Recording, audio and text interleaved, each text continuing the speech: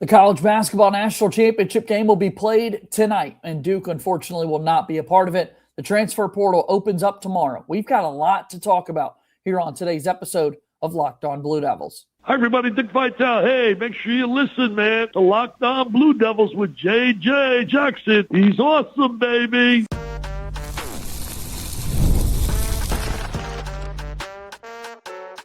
You are Locked On Blue Devils, your daily podcast on the Duke Blue Devils. Part of the Locked On Podcast Network, your team every day.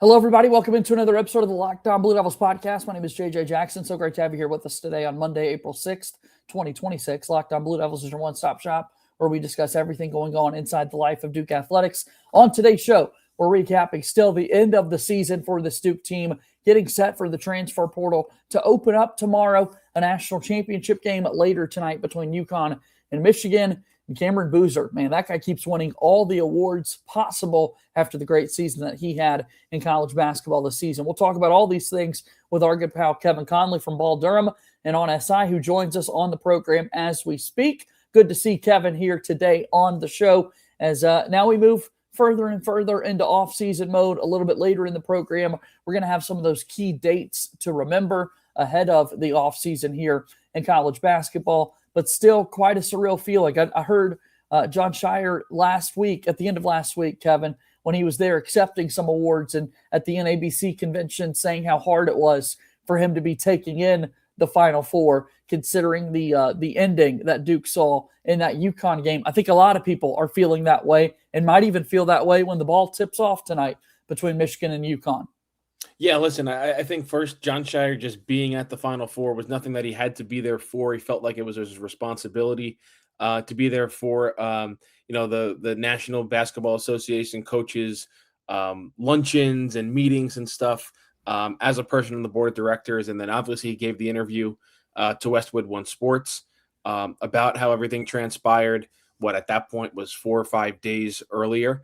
I thought that said a lot about him, not just as a basketball coach, but as a leader, as a person.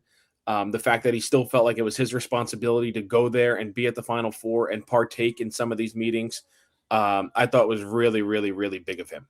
Because I think it's going to be a discussion that we have is that, like, yes, it stings. It still really stings that you didn't win that game. It felt like this was the makings of a team that could win the whole thing and win the national championship going back to the Final Four. But as time gets further away, we've got to continue to remind ourselves 35-3 is really hard to accomplish. And a season in which you won your conference in the regular season, you won your conference tournament, you were the number one overall seed, considering the resume that you had built in the regular season, like those things deserve to be celebrated.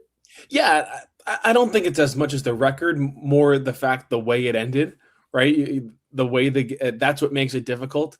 If Duke were to have lost to St. John's, say, in the Sweet 16, and it was because St. John's was just the better team on that night, and, Caleb Foster wasn't healthy, and Pat Ngongba didn't play well, and if Isaiah Evans didn't hit as many three-pointers, like Duke easily could have lost that game. I mean, Caleb Foster saved their season by playing 18 minutes and scoring 11 points all in the second half. Duke needed every single one of them to beat St. John's and just to get to the Elite Eight. So, like, had they lost against St. John's, I don't even think it would be as difficult for Jon Scheyer to go to the Final Four and show face and be that representative for the Coaches Association than what he had to do, given the way that they lost against UConn in an all-time March Madness moment, up by 19 points. Everybody knows the whole spiel. So, still the fact that he was there for a day or day and a half, whatever it was, I thought it spoke a lot about him. It said a lot about him as a person, as a leader, and especially the fact that he gave that interview and kind of owned up to everything and laid out his immediate thoughts and kind of plans for the future. Yeah, and so now we look at kind of this college basketball season starting to wind down officially. Yesterday we saw on the women's side of things, UCLA knock off South Carolina, so the Bruins win their first ever women's basketball national championship in school history. The Duke women's team finished just shy of going to the Final Four there in the Elite Eight. Last night we also saw Auburn knock off Tulsa to win the NIT championship. And so then tonight we've got this national championship, and then tomorrow the transfer portal opens and everything goes wild, right? Chaos ensues. But at least we finally got this right, considering where we were a year ago and in the years prior when, for whatever reason, the transfer portal would open just way too soon. Well, first of all, chaos is already ensuing. Sure. I mean, are we going to break the news here on this Monday? We could do the Tar Heels. Yeah, we need to. I mean, it happened today on this Monday. Yeah. I mean, North Carolina hires Michael Malone as the head coach. What? Yeah. I mean, literally, 30 minutes before I just hopped on with you, that news came across the wire, and it was funny. I'm in my office, and I had ESPN on, and it was Coach K's segment with the Pat McAfee show, and it happened as soon as they were going to break. And when it got announced, like, Coach K was as shocked as I think everybody was to see that Pete Thamel tweet that North Carolina was hiring Michael Malone, the former coach, to be their head coach. And you saw the look on his face first, and then he was like, "Is that real?" Like, everybody's thoughts were. And I mean, Tommy Lloyd turns them down. Dusty May turned them down. Apparently, TJ Otzelberger, Nate Oates, and Ben McCollum even turned them down. I don't think Billy Donovan was ever a realistic candidate for that job, and they land on Michael Malone. So we'll see how that goes. So the chaos has already been ensuing, man. We are weeks into the chaos. But your point about the transfer portal, and then I guess I'll touch on the game tonight.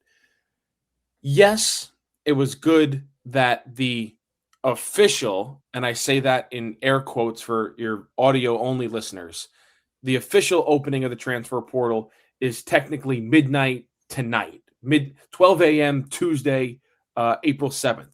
Like, the transfer portal officially opens. It's good, but you're seeing all these guys already announce their intentions to enter the portal when it opens. And JJ, if you don't think recruiting is going on with those players, other players, every single player around the country, well, then you're just kidding yourself.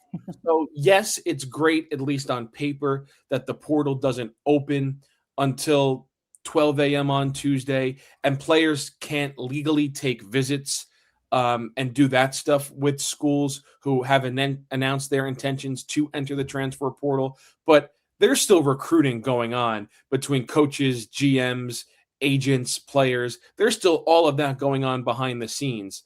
It just can't be, like I said, official until 12 a.m. Tuesday morning.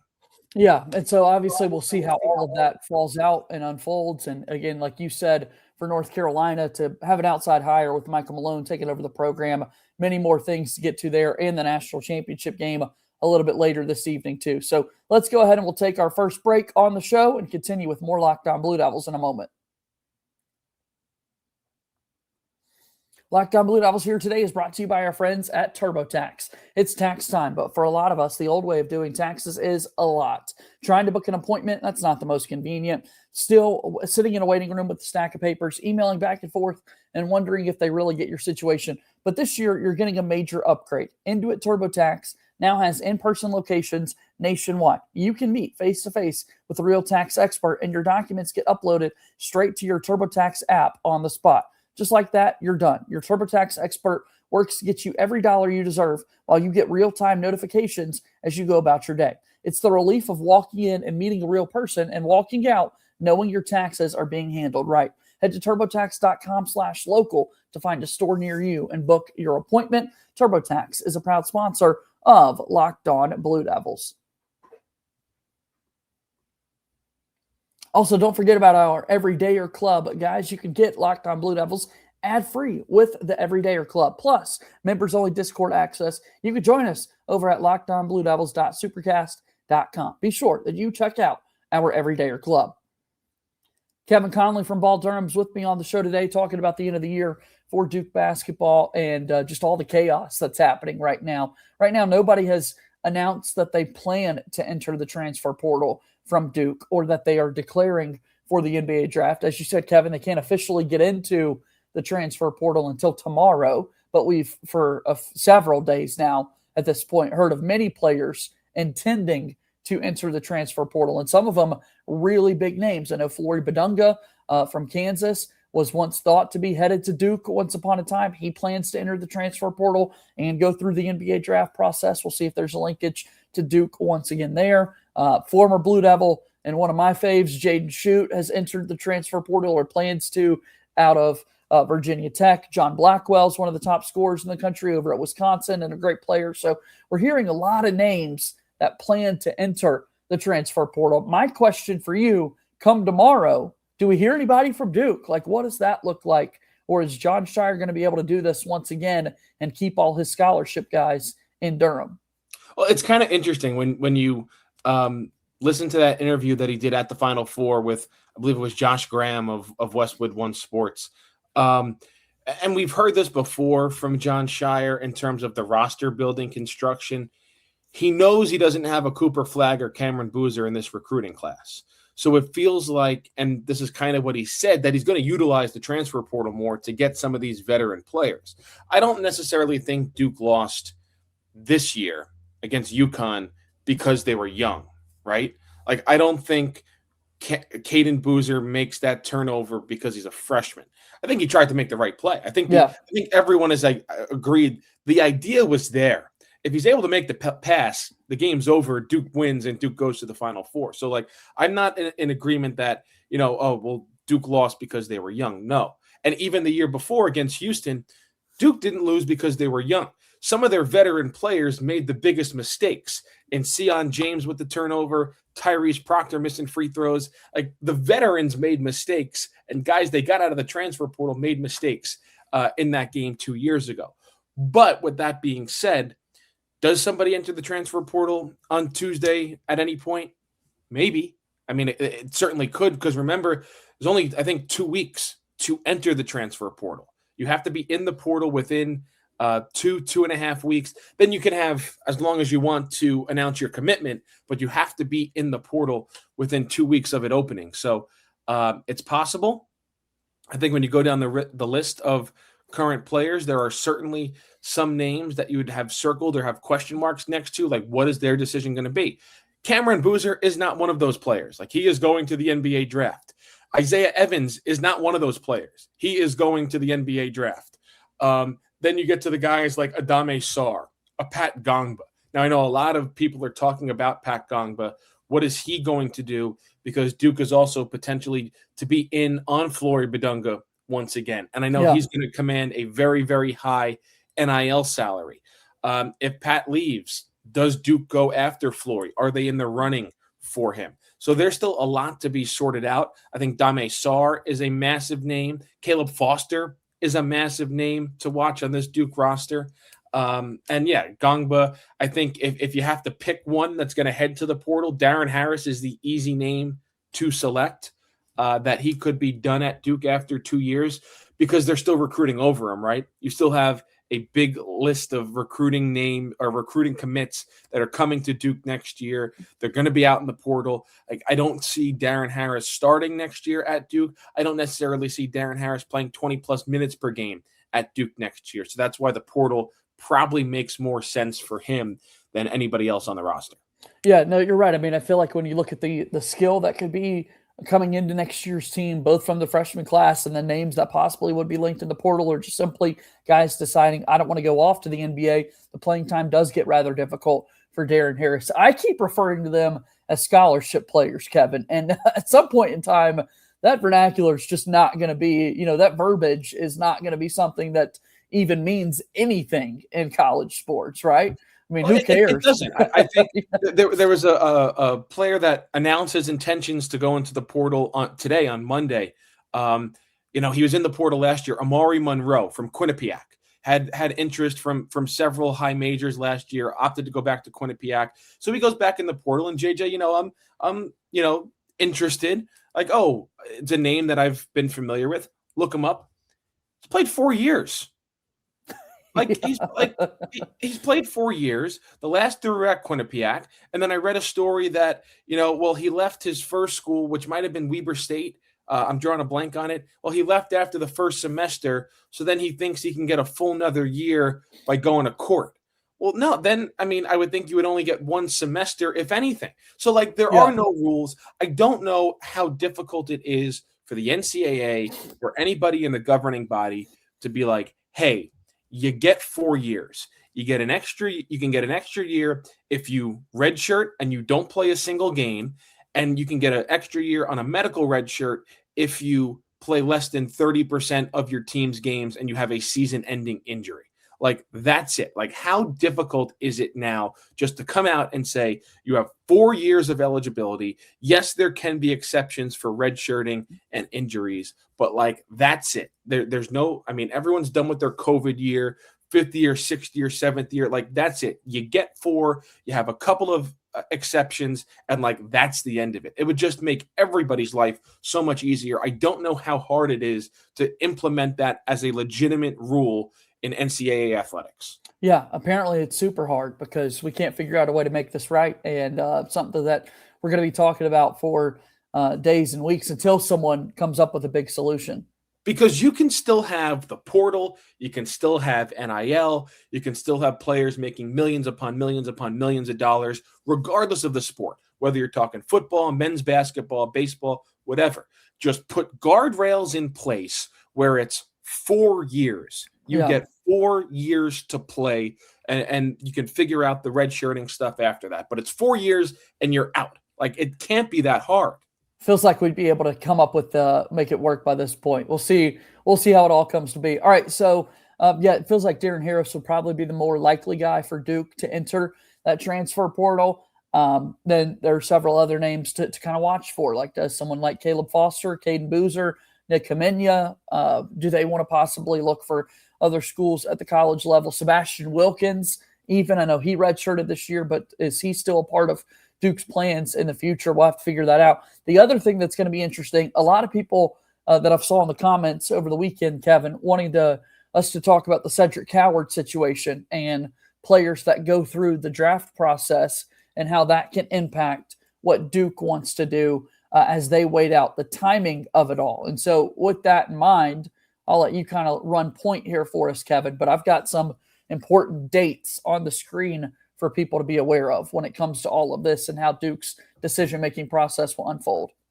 Yeah, listen, I think the Cedric Coward situation was as rare of or unique of a situation as you could possibly find, right? I mean, this is a guy who was injured for most of his college career, goes into the portal, visits all these schools, commits to Duke, but then it's like, oh, by the way, like, I'm still going to go through the NBA draft process. And I don't think a lot of people thought anything of it, JJ. Maybe you could say otherwise. And then all of a sudden at the combine and shortly thereafter, it's like all this buzz. And it's like, he's one of the fastest risers up these draft boards. He is killing it in these individual workouts. He's killing it at the combine. He's acing the interviews. And then it's like, he's a lottery pick. Yeah, it's like, uh-oh.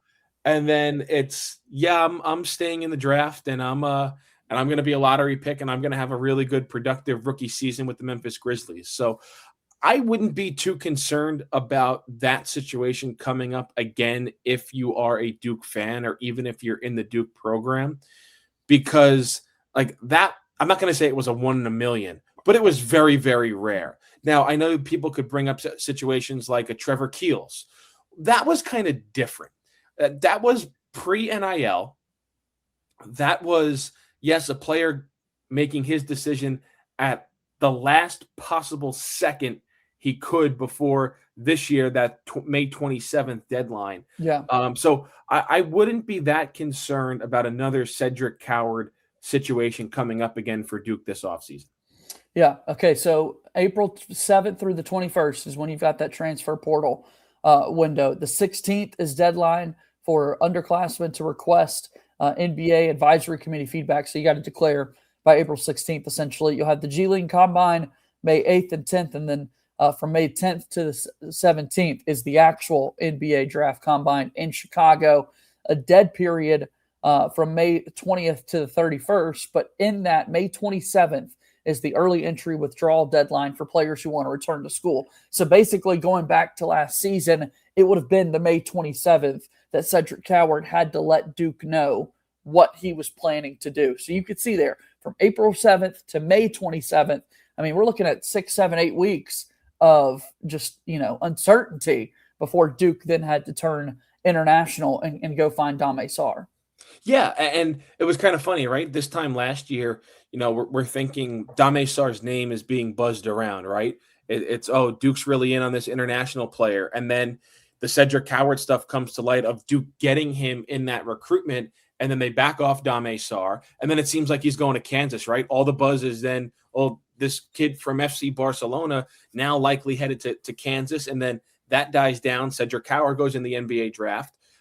Duke fires up the international recruiting powers once again, and then Dame Sarr is a Blue Devil. So, that May 27th deadline, even though we don't know the official decisions yet of a lot of these Duke players, I feel like for a guy like Dame Sarr, that's going to be a big date on the calendar.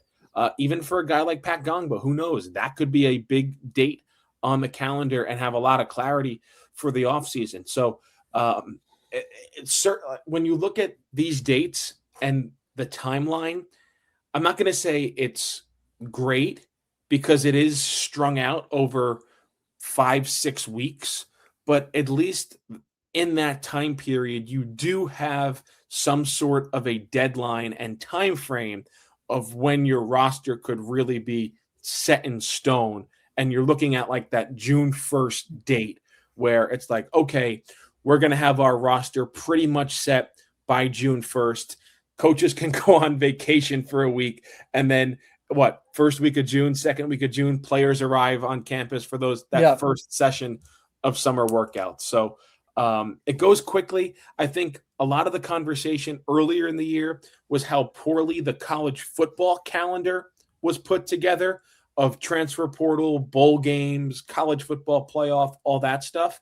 But I think in college basketball, at least, they've worked really well with the NBA and among themselves about putting a decent calendar together and timeline together for the offseason and how things are all going to unfold. Yeah, I'd agree with you for sure that I feel like it's heading in the right direction, and hopefully we could just continue to make some of these better changes to improve the sport. Big things coming, though, for Duke basketball in next season. Before that, though, they still got to celebrate the successes of this year's team, and Cameron Boozer is certainly getting to do those things after his weekend at the Final Four. More on that when our show continues. Locked On Blue Devils here today is brought to you by Wayfair. Wayday is here, and if you've been thinking about upgrading your space, this is the time to do it. We're talking about some of the best deals of the year on furniture, decor, outdoor essentials, everything you need to refresh your home.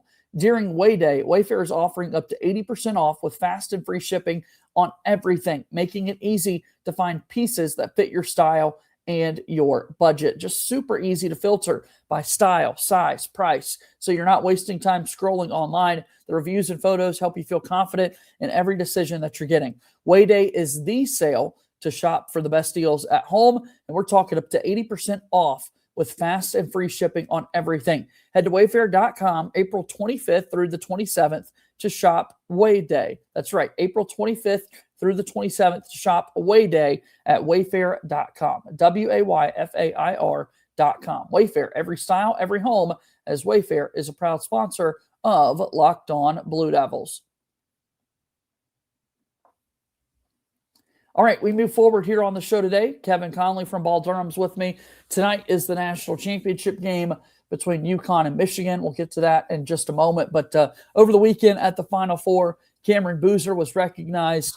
He keeps winning award after award, the Oscar Robertson Trophy, the Naismith Award. I mean, he's been given pretty much every major Player of the Year award in the sport. And actually, Cameron Boozer took the podium and answered a few questions from the press. Kevin, and revealed that he broke his face in that game against UConn. Insane. And I believe I'm getting the quote right. Opted not to undergo surgery, kind of with the idea of that very soon he's going to have to go through workouts with teams, and he'll do some stuff at the combine and stuff like that. So in order to be ready for that and prepared for that, didn't undergo surgery. I've never broken my face. So I don't know what the timeline period is like. I don't know if he will eventually have to undergo surgery. I don't know if this means he's not going to play in summer league. Because I'm assuming even during these workouts, although they're individual, he's going to have to wear some type of face mask protection. Yeah. So, hey man, Warrior, he said, he pretty much said if Duke were to have won against Connecticut, he would have played in the Final Four, even though he broke his face in that game and suffered a couple of facial fractures. But yeah, it's tough to say because his team didn't get to the Final Four. But in terms of the sole impact of an individual player on a team, and you look at the numbers, he might have had a better season than Cooper Flagg. Yeah. And Cooper Flagg had a season that we've never seen before at Duke. And the fact that Duke got it in back-to-back years with Flagg and Boozer, and I know people can probably debate that, and I don't know if there is a right answer because I don't know how there can be a right answer because nobody was the last one standing at the end of the season. So if you want to say it was Flagg because his team advanced further, that's fine by me. If you want to say Boozer because he had better numbers, that's fine by me as well because they all just about won this. They both just won just about the same awards. But man, this kid was good. This kid was special. And I know it's been back-to-back years of having a player like this, but I don't know if it's going to come around again next year, and you really can't expect it because these are two of the all-time best college basketball seasons that we've seen at Duke the past 2 seasons. Yeah, shout out to you, Cam Boozer. You're a Duke Blue Devil through and through. It was really awesome hearing him answer questions about the brotherhood and what that means to him and getting to be a part of it forever, how much his family has meant to him throughout the journey. And I just feeling more reassured day by day that Caden Boozer's not going to transfer, right? That he's going to come back for another season to play for Duke, which I'm certainly excited about and hope that happens. So, yeah. With that, last thing before we get out of here, we do have a national championship game tonight between UConn and Michigan. What are your thoughts as this game unfolds, Kevin? I can't get a feel personally for rooting interests. Personally, for me, I'm still undecided, up in the air, and the game itself, I think, is going to be really interesting. Yeah, I mean, hopefully it is a great game because I have to say the Final Four is a little bit of a letdown. I don't know if you agree. Totally agree. I mean, the UConn-Illinois game totally was agree. Competitive, but it wasn't the best played basketball game. And I'll be honest, going into the Arizona-Michigan game, I thought it had like game of the year expectations on it, and it was an absolute blowout. I mean, Michigan got out, started fast. Arizona made a bit of a run, and then at one point they were up 30. So two teams that I've seen a lot of this year. When you watch Michigan in November and December in the non-conference play, they didn't just beat teams. They beat the crap out of teams. Look what they did at the Players Era against like Auburn, Gonzaga. They beat Villanova, I think, at home by 30. Team that lost only 2 games in Big Ten play, one being a home game against Wisconsin, and then obviously they lost the Big Ten championship. Duke fans saw them when Duke beat them in Washington, D.C. When this Michigan team plays like it has in this NCAA tournament and it's hitting the volume of threes it does, I don't know if there is a team in the country that could beat them just with their size, their length, their athleticism, and then add in the fact if they go 50% from three-point range, I just don't know how a team can compete with that. For UConn, I don't know how they're going to have to play this game. I think they are going to have to hit a lot of threes. I think Alex Caravan, Braylon Mullen, Solo Ball, who got injured in that Final Four game against Illinois, they're all going to have to hit threes. I think UConn is going to have to hit close to 12 to 15 threes to stay competitive with Michigan. The other big thing is Yaxel Lendeborg. Turned his ankle, also apparently sprained his knee early in that game against Arizona. It didn't matter. He played 5 minutes in the first half, and Michigan was still up by 16 points at halftime. So asking me for a pick, I'm going to pick Michigan. I hope it's not convincing because I hope it is a game that's worth watching and it is competitive. But in the end, I think Michigan wins just because I think they have too much talent, too much size for UConn to handle. Yeah, no, I'm excited to see it all play out. I would have to agree with you. I think Michigan's the pick for this game itself. And, hey, the Big Ten wins its first championship since 2000, which is crazy if that's the case. If not, it's another UConn title, and they have now a 2-title separation from Duke as they will join elite company with their 7th national championship in program history, all since 1999, which is insane to sit there and think about. Kevin, that's going to do it for our show today. Before we go, tell me about your work and how people can support you. Yeah, I'm over at balldurham.com, also on SI. Go to College Basketball HQ, that's CBB HQ on SI. I'll be covering the national championship over there. And then, JJ, final buzzer's going to sound. One shining moment's going to play. and the transfer portal is going to be officially open. So it's going to be a quick turnaround. It's going to be a couple of sleepless nights, I think. But hey, we certainly love the aspect of games and being able to talk about games and break stuff down. But the one thing I say about the NBA is, what's the most exciting part of the NBA season? It's the offseason. Yep. And now in college basketball, where everybody is a free agent, this is what I was talking to somebody earlier today, and this is what I'll end with because I don't want to take up too much of your time. One thing to expect every single player on every single team either to enter the portal, test the waters of the NBA draft, either do both, and then also leave the option for a return to their original team. Like, everything's on the table for every single player. There are no rules. It kind of makes it hectic to follow, but certainly is going to bring a lot of drama over the next 3 to 4 weeks for us. Yeah, and plenty of reason for people to keep watching Locked On Blue Devils each and every day, because you'll be here with me, Kevin, throughout the ride. So I appreciate it, man. It's good to see you, man. Thanks, JJ. Appreciate it. Right. Kevin Connelly joining us here on today's show. And yeah, what a good point he makes. One of the big differences, 30 teams in the NBA, 365 teams in college basketball. What an offseason of chaos we're looking at starting here right now. Please be sure to follow and subscribe to Locked On Blue Devils for free wherever it is that you get your podcasts. Also, be sure to subscribe to our YouTube channel. That'll do it for today's show. As always, go Duke. I'll talk to you tomorrow. My name is JJ Jackson. Thank you and good day.